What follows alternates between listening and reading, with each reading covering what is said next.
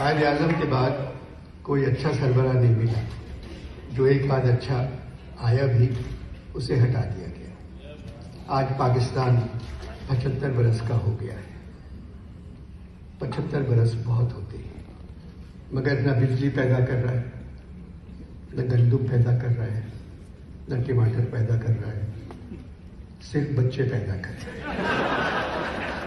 75 साल की उम्र में अगर बच्चे पैदा कर रहा है तो इसका मतलब है ताकतवर मुल्क है।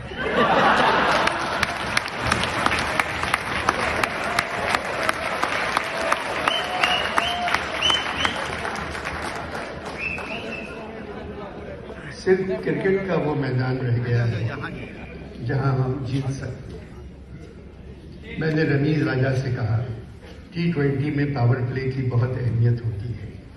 अगर तुम बाबर आजम और रिजवान के बजाय किसी ब्रिगेडियर और कर्नल से कहो पहले 6 ओवर वो खेल लें, क्योंकि पावर प्ले को फौज से बेहतर और कोई नहीं है।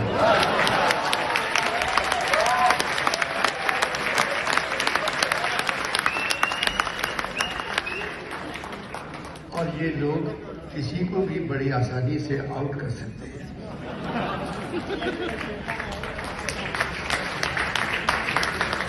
रमीज ने मेरी बात नहीं सुनी और कहा, इस किस्म की गुफ्तगू मेरे और आपके दरमियान नहीं हुई।